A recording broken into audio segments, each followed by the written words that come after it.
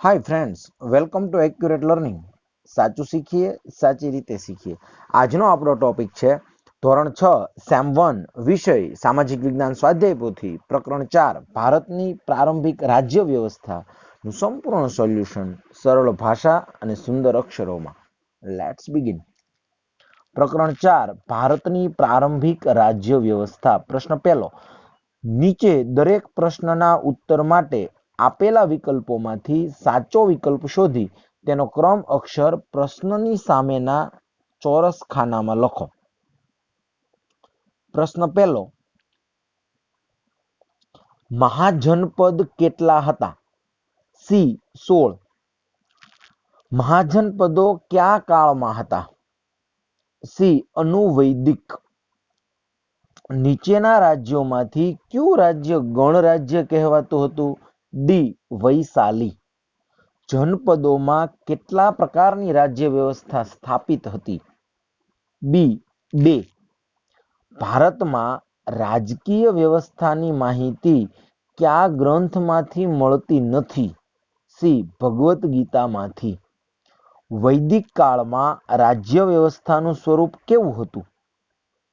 બી કબીલાઈ શાસન વ્યવસ્થાનું.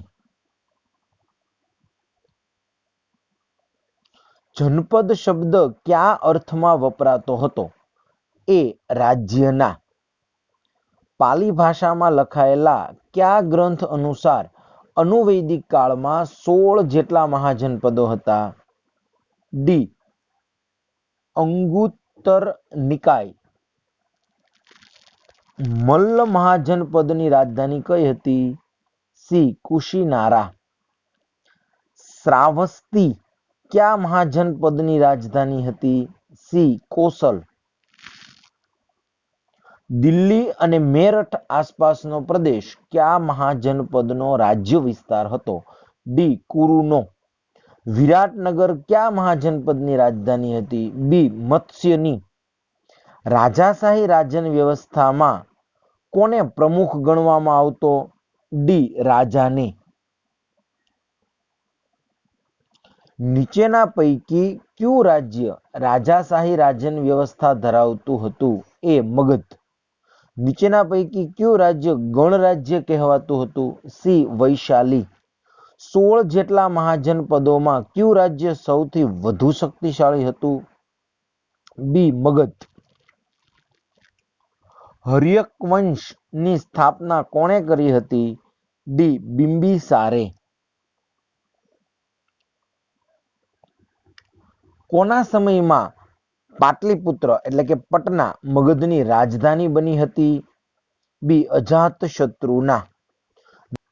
નીચેનામાંથી કયો રાજા નાગવંશનો શાસક હતો? સી શિશુનાગ.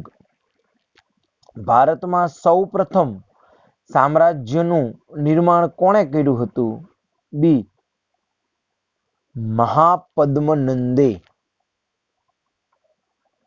સિકંદરે ભારત પર આક્રમણ કર્યું ત્યારે મગધ પર કયો રાજા શાસન કરતો હતો?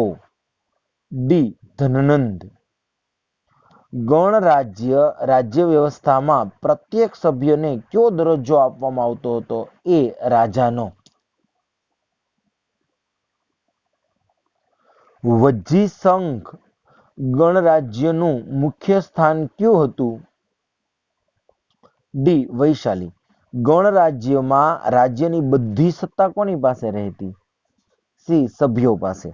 ગણસભાનું સભા સ્થળનું શું નામ હતું? એ સંથાગાર. ગણરાજ્યોની રાજ્ય વ્યવસ્થા કયા સ્વરૂપની હતી? સી લોકશાહી. ગણરાજ્યમાં કઈ સમિતિ પ્રમુખને રાજ્ય વહીવટમાં મદદ કરતી? ડી કાર્યવાહક સમિતિ. મહાજનપદ સમયની શાસન વ્યવસ્થામાં ખેડૂતો ખેતીનો કેટલામો ભાગ રાજકોષમાં જમા કરાવતા હતા? બી 6. ગણરાજ્યની રાજ્ય વ્યવસ્થામાં પશુપાલકો કરના ભાગરૂપે શું આપતા હતા? ડી પશુઓ. પ્રશ્ન નંબર 2. યોગ્ય શબ્દ વડે નીચેના વિધાનોની ખાલી જગ્યા પૂરો. પહેલું, કબીલાઈ શાસન વ્યવસ્થામાં તેના વડાને ખાલી જગ્યા કહેવામાં આવતો. જન્ય. જનપદ શબ્દ ખાલી જગ્યાના અર્થમાં વપરાતો રાજ્ય. ગોરખપુર આસપાસનો પ્રદેશ ખાલી જગ્યા મહાજનપદનો સીમા વિસ્તાર હતો. મલ્લ. વજ્જી મહાજનપદની રાજધાની ખાલી જગ્યા હતી વૈશાલી. અંગુત્તર નિકાય ગ્રંથ ખાલી જગ્યા ભાષામાં લખાયેલ છે પાલી. મગધની રાજધાની ખાલી જગ્યા હતી રાજગૃહ. અજાતશત્રુએ ખાલી જગ્યાને રાજધાની બનાવી હતી પાટલીપુત્ર પટના. મહાપદ્મ નંદ દ્વારા સ્થાપિત ખાલી જગ્યા સૌથી શક્તિશાળી વંશ હતો નંદ વંશ. ગણનો સામાન્ય અર્થ ખાલી જગ્યા થાય છે સમૂહ. લોકો દ્વારા પસંદ કરવામાં આવતા રાજાના રાજ્યને ખાલી જગ્યા કહેવામાં આવતું ગણરાજ્ય. વજ્જી સંઘ સંઘ રાજ્યનું મુખ્ય સ્થાન લીછવીઓનું પાટનગર ખાલી જગ્યા હતું વૈશાલી. ગણરાજ્ય સંઘનું સભા સ્થળ ખાલી જગ્યા તરીકે ઓળખાતું સંથાગાર. ગણરાજ્ય સમયમાં લોકો ખાલી જગ્યામાંથી બનાવેલા વાસણોનો વધુ ઉપયોગ કરતા હતા માટી. ગણરાજ્ય સમયમાં ચિત્રાંકન કરેલા માટીના વાસણને ખાલી જગ્યા કહેવામાં આવતું ચિત્રિત ઘૂસર પાત્ર. ગણરાજ્ય સમયમાં ખાલી જગ્યા વર્ગ એક માસમાં એક દિવસ રાજ્યને કામ કરી આપતો કારીગર. મહાજનપદોના સમયગાળામાં ખાલી જગ્યાના ઓજારોને લીધે ખેતીમાં સુધારો થવા લાગ્યો હતો લોખંડ.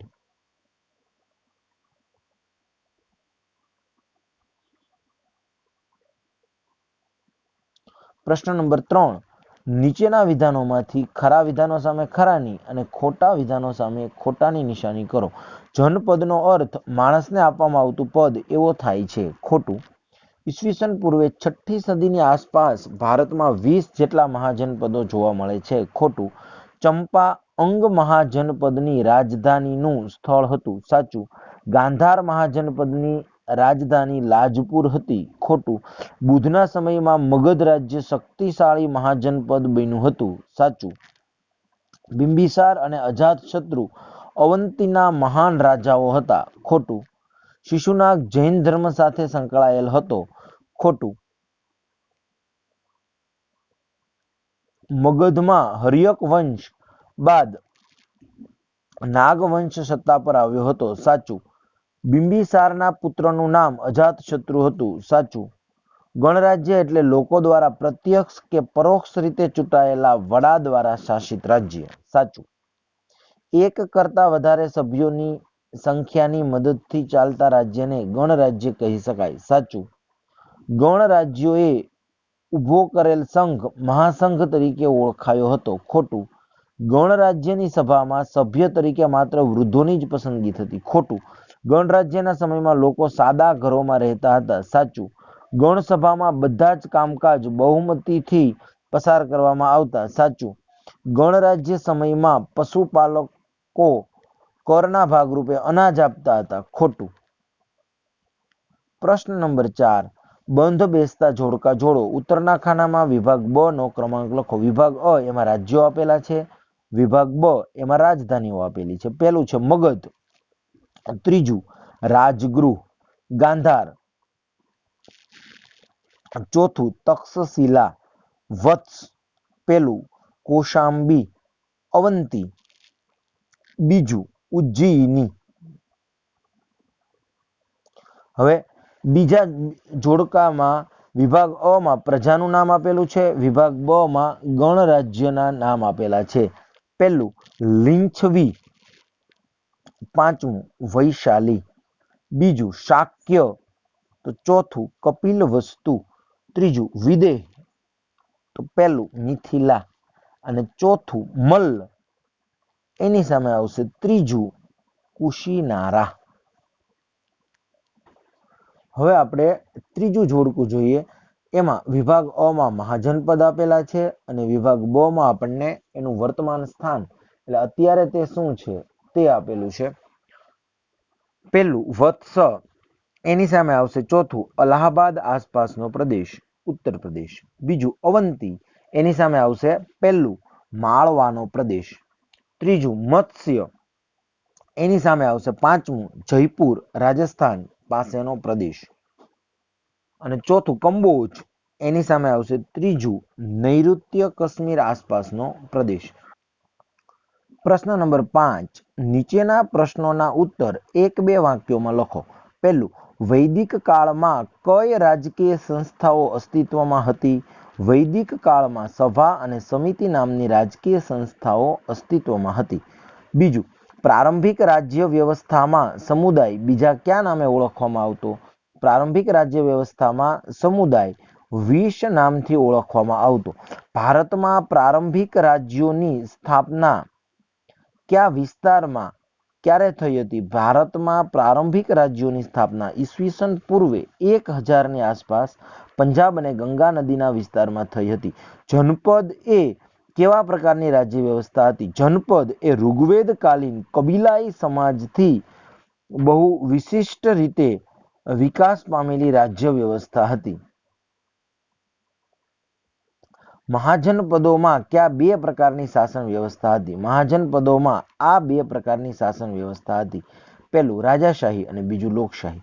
વર્તમાન સમયમાં કુરુ મહાજનપદનો સીમા વિસ્તાર કોને ગણવામાં આવે છે? વર્તમાન સમયમાં દિલ્હી અને મેરઠ આસપાસના પ્રદેશને કુરુ મહાજનપદનો સીમા વિસ્તાર ગણવામાં આવે છે. ભારતમાં મહાજનપદોનો સમયકાળ કયો ગણવામાં આવે છે? ભારતમાં અનુવૈદિક કાળને મહાજનપદોનો સમયકાળ ગણવામાં આવે છે. સત્તા માટે કયા કયા રાજ્યતંત્રો વચ્ચે હરીફાઈ હતી? સત્તા માટે મગધ, કૌશલ, વત્સ અને અવંતી રાજ્યતંત્રો વચ્ચે હરીફાઈ હતી. હર્યક વંશમાં કયા 2 મહાન રાજાઓ થઈ ગયા? હર્યક વંશમાં બિંબિસાર અને અજાતશત્રુ નામના 2 મહાન રાજાઓ થઈ ગયા. મગધની રાજધાની કોણે ક્યાં બદલી હતી? મગધની રાજધાની રાજગૃહ ગિરિવ્રજ હતી, પરંતુ અજાતશત્રુએ રાજગૃહને બદલીને પાટલીપુત્ર પટનાને મગધની રાજધાની બનાવી હતી. અજાતશત્રુએ કોની સાથે યુદ્ધ કરીને મગધનો રાજ્ય વિસ્તાર કર્યો હતો? અજાતશત્રુએ વજ્જી સંઘ સાથે યુદ્ધ કરી લીંછવીઓને હરાવી મગધનો રાજ્ય વિસ્તાર કર્યો હતો. ભારતનો સૌપ્રથમ સામ્રાજ્ય નિર્માતા રાજા કોણ હતો? ભારતનો સૌપ્રથમ સામ્રાજ્ય નિર્માતા નંદ વંશનો રાજા મહાપદ્મનંદ હતો. અનુવૈદિક કાળમાં મગધ પર કયા 3 બળવાન વંશોએ શાસન કર્યું હતું? અનુવૈદિક કાળમાં મગધ પર આ 3 બળવાન વંશોએ શાસન કર્યું હતું. પહેલું, હર્યક વંશ, બીજું નાગવંશ અને ત્રીજું નંદવંશ. ગણરાજ્ય એટલે શું? લોકો દ્વારા પ્રત્યક્ષ કે પરોક્ષ પદ્ધતિથી ચૂંટાયેલા વડા દ્વારા શાસિત રાજ્યને ગણરાજ્ય કહેવામાં આવે છે. ગણરાજ્યોમાં કઈ કઈ પ્રજાના રાજ્યોનો સમાવેશ થાય છે? ગણરાજ્યોમાં વૈશાલીના લીંછવી, કપિલવસ્તુના શાક્ય, મિથિલીના વિદેહ, કુશીનારાના મલ્લ વગેરે પ્રજાના રાજ્યોનો સમાવેશ થાય છે. ગણરાજ્યને ગણતંત્ર શા માટે કહેવામાં આવતું? ગણરાજ્યના રાજ્ય વહીવટનું સંચાલન ગણસભા દ્વારા કરવામાં આવતું હતું, તેથી તેને ગણતંત્ર કહેવામાં આવતું. સંથાગાર એટલે શું? ગણરાજ્યોએ રચેલા રાજ્ય સંઘની સભા જે સ્થળે યોજાતી તે સ્થળને સંથાગાર કહેવામાં આવતું. ગણરાજ્યના લોકો કયા કયા પાકો પકવતા? ગણરાજ્યના લોકો ઘઉં, ચોખા, જવ, શેરડી, તલ, સરસવ, કઠોળ વગેરે પાકો પકવતા. ગણરાજ્ય સમયના મળી આવેલા કેટલાક વાસણો કેવા હતા? ગણરાજ્યના સમયમાં મળી આવેલા કેટલાક વાસણો ભૂખરા રંગથી ચિત્રકામ કરેલા, એટલે કે એને ઘુસર પાત્રો કહેવાય, કરેલા હતા. ત્યાર પછીનો પ્રશ્ન આપણે જોઈએ. નીચેના પ્રશ્નોના ઉત્તર ટૂંકમાં લખો. પહેલું, મગધ પર શાસન કરનાર વંશ તરીકે હર્યક વંશનો પરિચય આપો. મગધ પર શાસન કરનાર વંશોમાં હર્યક વંશ ખૂબ બળવાન હતો. બિંબિસારે હર્યક વંશની સ્થાપના કરી હતી. તેના સમયમાં રાજગૃહ ગિરિવ્રજ મગધની રાજધાની હતી. રાજગૃહ ગંગા અને સોણ નદીના કિનારે હતી. બિંબિસાર પછી તેનો પુત્ર અજાતશત્રુ મગધની ગાદીએ આવ્યો. તેને રાજગૃહને પાટલીપુત્ર એટલે કે પટનાને રાજધાની બનાવી હતી. અજાતશત્રુએ વજ્જી સંઘ સાથે યુદ્ધ કરી લીંછવીઓને હરાવી મગધનો રાજ્ય વિસ્તાર કર્યો હતો. મહાજનપદના શાસકો મજબૂત કિલ્લાઓ શા માટે બંધાવતા? ગણરાજ્ય સમયના રાજતંત્રી મહારાજ્યો પોતાની આસપાસના પ્રદેશો પર સત્તા વધારવા અને સામ્રાજ્ય સ્થાપવાની મહત્વકાંક્ષા ધરાવતા હતા. આ સંજોગોમાં મહાજનપદોના શાસકો પોતાના રાજ્યના સંરક્ષણ અને વિશાળ સેના માટે રાજધાનીની આસપાસ પથ્થરો અને ઈંટોના મજબૂત તથા ઊંચા કિલ્લાઓ બંધાવતા હતા. આ ઉપરાંત કેટલાક રાજાઓ પોતાની શક્તિ અને સમૃદ્ધિનું પ્રદર્શન કરવા માટે પોતાના રાજ્યની ફરતે વિશાળ, ઊંચી અને ભવ્ય દિવાલો બંધાવતા હતા. પ્રશ્ન નંબર 3. ગણ રાજ્યોની રાજ્ય વ્યવસ્થાની 4 વિશેષતાઓ જણાવો.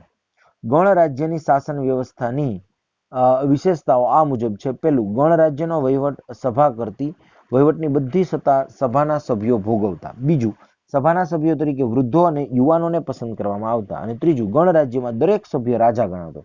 દરેક સભ્ય ચોક્કસ સમય સુધી સભાનું સભ્યપદ ભોગવતો. ચોથું, સભાનું સ્થળ સંથાગાર એટલે નગર ભવન તરીકે ઓળખાતું. ચોથો પ્રશ્ન, રાજાશાહી અને લોકશાહી રાજ્ય વ્યવસ્થા વચ્ચેનો તફાવત ટૂંકમાં જણાવો. રાજાશાહી રાજ્ય વ્યવસ્થા, લોકશાહી રાજ્ય વ્યવસ્થા. રાજાશાહી રાજ્ય વ્યવસ્થામાં રાજા પ્રમુખ હોય છે. લોકશાહી વ્યવસ્થામાં લોકો દ્વારા ચૂંટાયેલ પ્રતિનિધિઓ મુખ્ય હોય છે. રાજાશાહીમાં રાજા સર્વોપરી હોય છે. લોકશાહીમાં ગૃહનો વડો પ્રમુખ મુખ્ય હોય છે. તેમાં રાજાને રાજ્ય વહીવટમાં મદદ કરનાર પ્રધાનમંડળ હોય છે. તેમાં પ્રમુખને રાજ્ય વહીવટમાં મદદ કરનાર મંત્રીમંડળ હોય છે. તેમાં રાજાનું પદ વંશ પરંપરાગત હોય છે અને તેમાં પ્રદેશની પ્રજા પોતાના પ્રતિનિધિઓ ચૂંટે છે. That's it. જો તમે હજુ સુધી એક્યુરેટ લર્નિંગ ચેનલને સબસ્ક્રાઇબ નથી કરી તો ચેનલને સબસ્ક્રાઇબ કરી દો, બેલ આઇકનને હિટ કરી નોટિફિકેશનના ઓલ ઓપ્શન પર ક્લિક કરી દો, જેથી નવા વિડીયોના અપડેટ્સ રેગ્યુલરલી મળતા રહે. Thanks for watching. C you soon.